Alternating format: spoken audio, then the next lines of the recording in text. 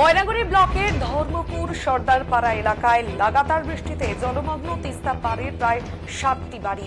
ময়নাগুড়ি ব্লকের ধর্মপুর এবং সর্দারপাড়া এলাকার এই বাড়িগুলোর যে সাধারণ মানুষগুলো রয়েছে তাদের কপালে চিন্তার ভাঁজ। কথায় আছে তিস্তা পাড়ে বাস আর দুঃখ 12 মাস, কিন্তু এই দুঃখ যেন আরো চরমে উঠল শনিবার রাত থেকে। তিস্তার জল বাড়ির ভেতরে ঢুকে জলমগ্ন পরিবার, অনেকের বাড়িতে এখনো পর্যন্ত উনুন জ্বলেনি।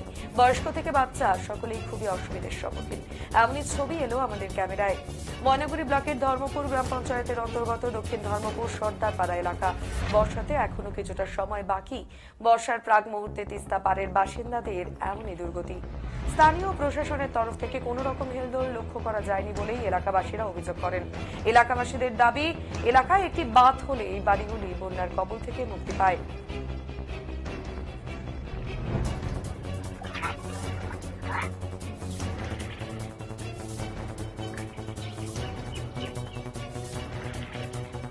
রান্না খাওয়া সবই একেবারে বাড়িতে সম্ভবই হচ্ছে না, এমন ভাবেই জল উঠে পড়েছে বর্ষার আগে।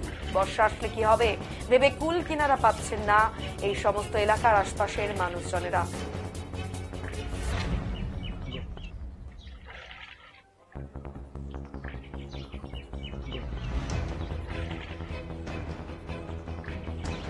বিস্তারিত জানবো এই মুহূর্তে আমাদের সাথে রয়েছে ময়নাগুড়ি থেকে প্রতিনিধি রঞ্জন। আমরা রঞ্জনের কাছে জানতে চাইবো, বর্ষা এখনো আসেনি এবং তার আগে এই পরিস্থিতি।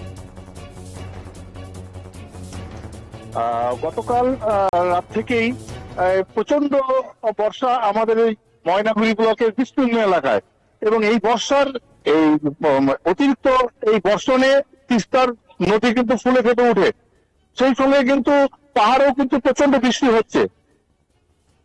ময়নাগুড়ি ব্লকের সর্দারপাড়া এবং ধর্মপুর এলাকায় বেশ কিছু নিচু জায়গায় তিস্তার জল ঢুকে গিয়ে প্রায় 50 থেকে 60টি বাড়ি কিন্তু প্লাবিত।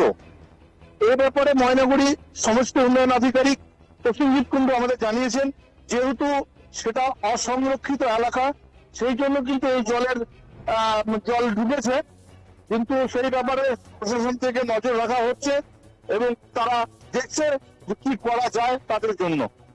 বন্যা বেশ, ধন্যবাদ। নজর রাখো ঘটনার দিকে। রঞ্জন শাহ ময়নাগুড়ি থেকে আমাদের প্রতিনিধি কিন্তু বিস্তারিত জানালেন।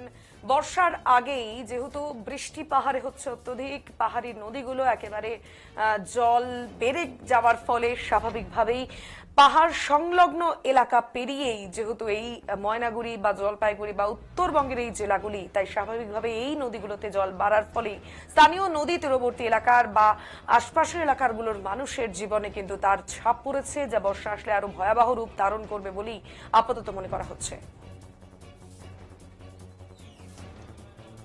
কি জানাচ্ছেন স্থানীয় বাসিন্দারা, কতটা অসুবিধে হচ্ছে তাদের, শোনো।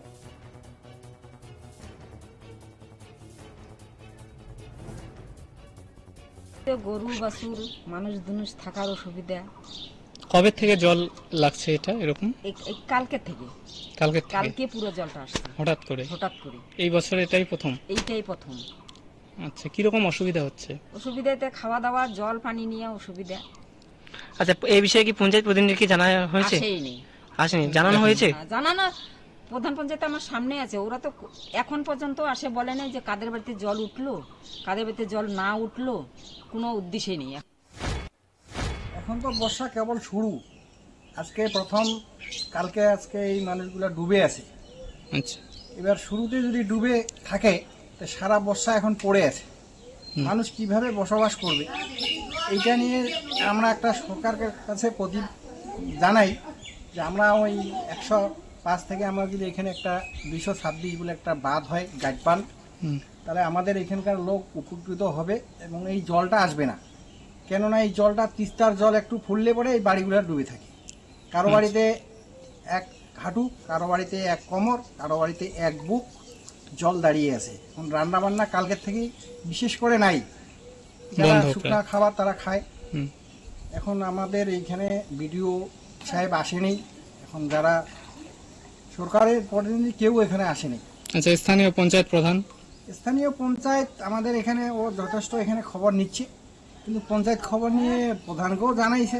এখন বিডিও অফিস থেকে এখানে কেউ আসেনি, বিডিও সাহেবকে ফোন করা হয়েছে, একমাত্র আসছে পুলিশ প্রশাসন কালকে রাত্রিবেলা 2 বার।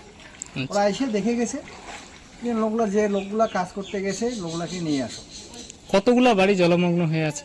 এখানে প্রায় 60 থেকে 65 ঘর মানুষ জলমগ্ন হয়ে আছে। কাল এইটুক মাঝে মাঝে কমতেছে, মাঝে মাঝে বাড়। এখন তো বাবা